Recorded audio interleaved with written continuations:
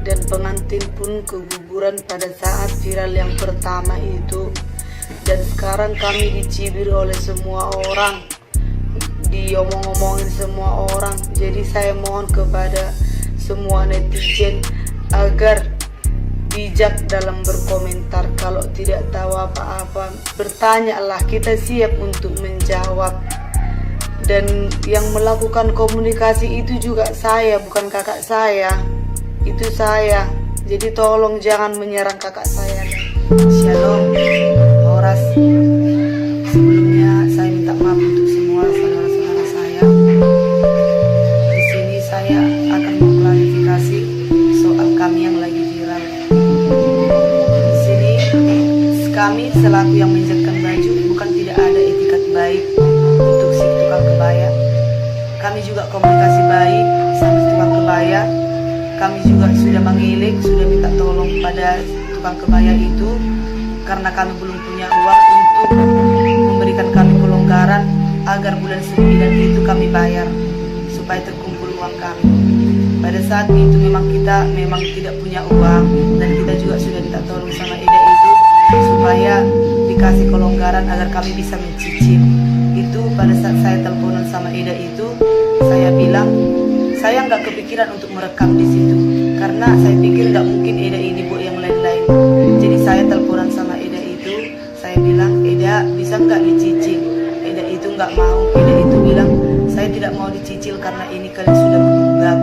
Jadi saya bilang, gimana lah Eda, namanya uang kita tidak ada. Jadi saya bilang, inilah Eda, kalau memang Eda tidak mau dicicil, tunggulah bulan ini ya Eda, tunggu adik saya gajian supaya terkumpul uangnya. Itulah.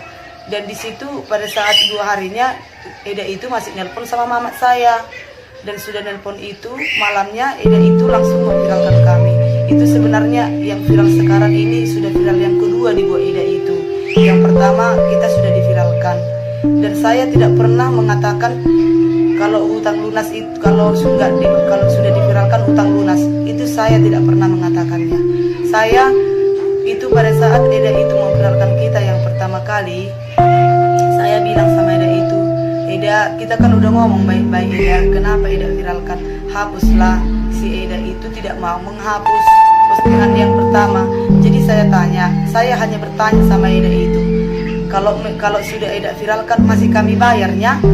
Kalau sudah Eda viralkan, itulah, dan kata-kata saya yang inilah diambil Eda itu untuk postingannya yang kedua. Dan saya bukan memblokir Eda itu pada saat pesta, bukan. Setelah Eda itu memviralkan kami, Eda itu tidak mau menghapus, disitulah saya blokir Eda itu. Tapi Eda itu tahu rumah kita. Saya berharapnya Eda itu datang ke rumah kami, tapi Eda itu tidak datang. Memang kita salah, kita punya hutang, tapi namanya kita belum punya uang, belum punya rezeki. Kita juga mengelik sama Eda itu, kita bilang sabar dulu ya Eda, belum ada uang kita. Dia bilang kayak gitu.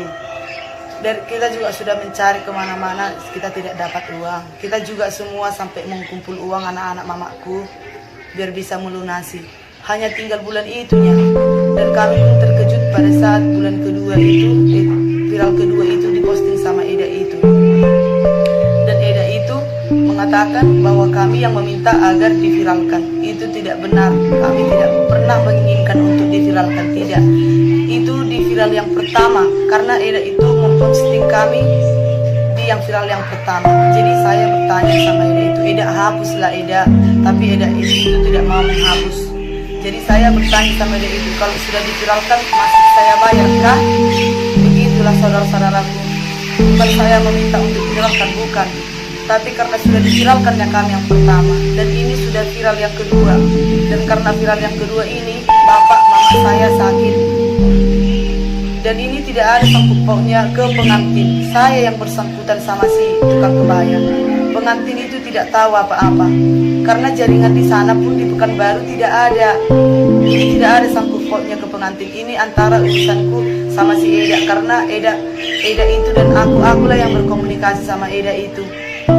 Jadi tolong teman-teman semua saudaraku untuk tidak menghujat kami lagi. Kami tutup akun bukan berarti kami melarikan diri, bukan. Kami menjelaskan kepada yang mencegah kami, tapi mereka tidak percaya.